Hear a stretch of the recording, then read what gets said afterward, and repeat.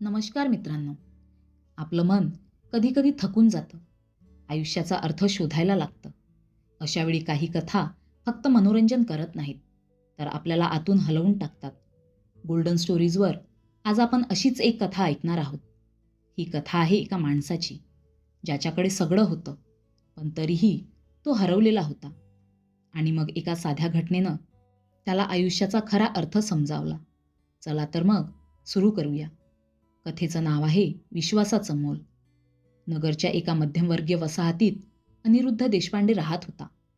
वय 40शीतलं, बँकेत नोकरी करणारा, शिस्तप्रिय आणि अत्यंत महत्त्वाकांक्षी माणूस.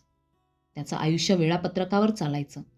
सकाळी ठरलेल्या वेळेला उठणं, ऑफिस, काम, घरी परतणं आणि पुन्हा उद्याची तयारी. या सगळ्यात भावनांना, नात्यांना, संवादाला फारशी जागा नव्हती. अनिरुद्धला नेहमी वाटायचं की यश म्हणजे मोठा पगार, चांगली पोस्ट आणि लोकांचा दरारा. तो प्रामाणिक होता, पण संवेदनशील नव्हता. बायको मेघा अनेकदा त्याला म्हणायची की आयुष्यात सगळं मोजमापाने चालत नाही. काही गोष्टी मनाने जगाव्या लागतात. पण अनिरुद्धसाठी हे सगळं फोल वाटायचं. एके दिवशी बँकेत मोठा घोटाळा उघडकीस आला. रक्कम कमी होती आणि संशय थेट अनिरुद्धवर गेला, कारण सगळ्या फाईल्स त्याच्याकडे होत्या. त्याला खात्री होती की त्याने काही चुकीचं केलेलं नाही, पण पुरावे त्याच्या बाजूने नव्हते. चौकशी सुरू झाली. लोकांची नजर बदलली. सहकाऱ्यांचा सूर थंड झाला. पहिल्यांदाच अनिरुद्धला असहाय्य वाटू लागलं होतं. घरी वातावरण अधिकच तणावपूर्ण झालं होतं. मेघाने धीर दिला, पण तिच्याही डोळ्यात चिंता होती. समाजात चर्चा सुरू झाल्या होत्या.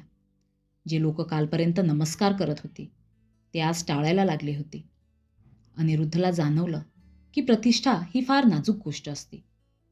चौकशी दरम्यान त्याची बदली झाली आणि त्याला ग्रामीण भागातल्या एका लहान शाखेत पाठवण्यात आलं. तिथे ना मोठ्या सुविधा होत्या, ना सुसज्ज कार्यालय, पण तिथले लोक साधे होते, प्रामाणिक होते. त्या शाखेत वसंत पाटील नावाचा शिपाई होता. अत्यंत साधा, कमी शिकलेला, पण मनाने मोठा. अनिरुद्ध जेव्हा नव्याने रुजू झाला होता, तेव्हा वसंतने त्याचं मनापासून स्वागत केलं होतं.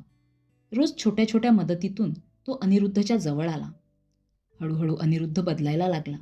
लोकांच्या अडचणी ऐकताना त्याला उमगलं की बँक म्हणजे फक्त व्यवहार नाही, तर माणसांचा आधार असतो. त्याने पहिल्यांदा कामात माणुसकी आणली. एक दिवस चौकशीचा निकाल लागला. खरा दोषी सापडला. अनिरुद्ध निर्दोष होता. सगळ्या आरोपातून मुक्त झाला. पुन्हा शहरात बदली मिळाली.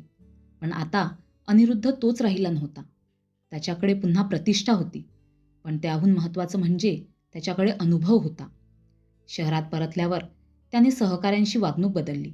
कामात प्रामाणिकपणा, पण कठोरपणा नव्हता. घरी मेघाशी संवाद वाढला.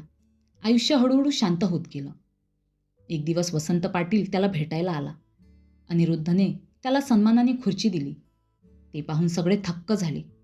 त्या दिवशी अनिरुद्धच्या मनात एकच विचार होता की माणूस मोठा पदाने होत नाही, तर वागण्यातून होतो. या कथेचा खरा अर्थ असा की यश मिळवणं महत्त्वाचं असतं, पण माणूस म्हणून टिकून राहणं त्याहून महत्त्वाचं असतं. विश्वास, नम्रता आणि माणुसकी या गोष्टी एकदा हरवल्या तर पुन्हा मिळवण्यासाठी आयुष्य शिकवण देतं. तर मित्रांनो, ही कथा तुम्हाला थांबवून विचार करायला लावली असेल, तर ती यशस्वी झाली असं समजा. गोल्डन स्टोरीजवर आम्ही अशाच कथा घेऊन येतो, ज्या मनात घर करून राहतात. ही गोष्ट आवडली असेल तर व्हिडिओला नक्की लाईक करा, शेअर करा आणि चॅनलला सबस्क्राईब करा. पुन्हा भेटू एका नव्या कथेच्या प्रवासात. धन्यवाद.